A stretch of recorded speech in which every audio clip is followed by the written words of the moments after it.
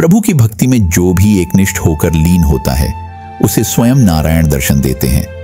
आज हम आपको सुनाने जा रहे हैं ध्रुव जी की अद्भुत कथा। प्राचीन काल में राजा उत्तानपाद की दो रानियां थीं, सुनीति और सुरुचि। सुनीति से उत्पन्न पुत्र का नाम ध्रुव था और सुरुचि से उत्पन्न पुत्र का नाम उत्तम। राजा अपनी प्रिय रानी सुरुचि को अधिक प्रेम करता था और इसी कारण वह ध्रुव को नजरअंदाज करता था। एक दिन ध्रुव अपने पिता की गोद में बैठना चाहता था, लेकिन उसकी सौतेली माता सुरुचि ने उसे रोक दिया और कहा, यदि राजा की गोद में बैठना चाहते हो तो भगवान नारायण की तपस्या करो और अगले जन्म में मेरे गर्भ से जन्म लो।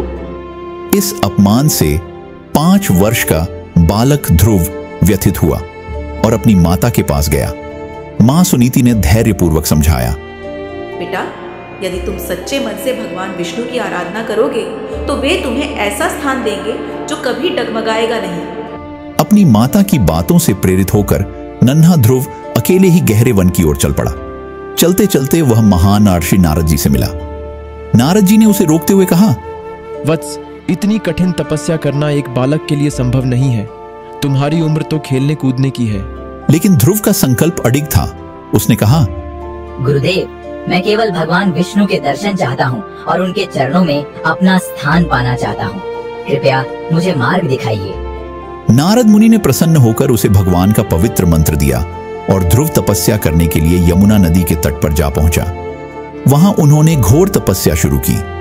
पहले महीने में केवल फल खाए, दूसरे महीने में केवल जल ग्रहण किया, तीसरे महीने में केवल वायु पर निर्भर रहे, छठे महीने में उन्होंने सांस लेना तक छोड़ दिया।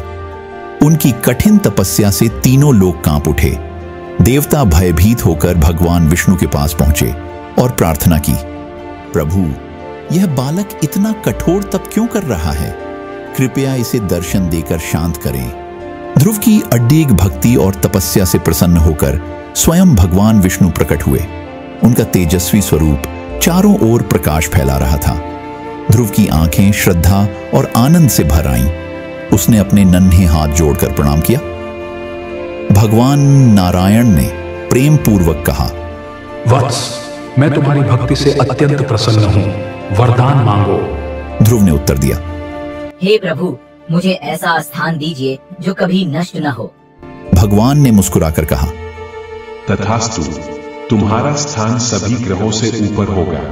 तुम अमर हो जाओगे और सदा के लिए आकाश में एक अतल नक्षत्र के रूप में विराजमान रहोगे। लोग तुम्हें ध्रुव तारा के रूप में देखेंगे और तुम्हारी भक्ति को याद करेंगे। इस कथा से हमें यह सीख मिलती है कि अडिग संकल्प और सच्ची भक्ति से भगवान स्वयं अपने भक्त के समक्ष प्रकट होते हैं। ध्रुव की भक्ति ने सिद्ध कर दिया कि जो सच्चे हृदय से भगवान का ध्यान करता है उसे कभी कोई बाधा नहीं रोक सकती। भगवान स्वयं उसकी रक्षा करते हैं और उसे अमर कर देते हैं। तो मित्रों, यदि हम भी ध्रुव की तरह एकनिष्ठ होकर भगवान की भक्ति करें तो हमें भी प्रभु की कृपा प्राप्त होगी। ध्रुव की कथा यही संदेश देती है, सच्ची श्रद्धा, तप और भक्ति से असंभव भी संभव हो जाता है।